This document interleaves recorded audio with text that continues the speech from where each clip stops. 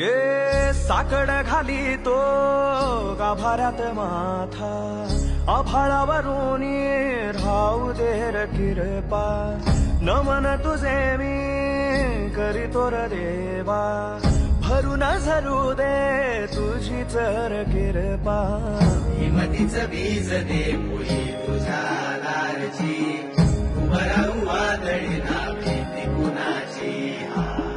साथीला तू राहू मी वाट चालतो खडतर वांगडी असो बाजूरची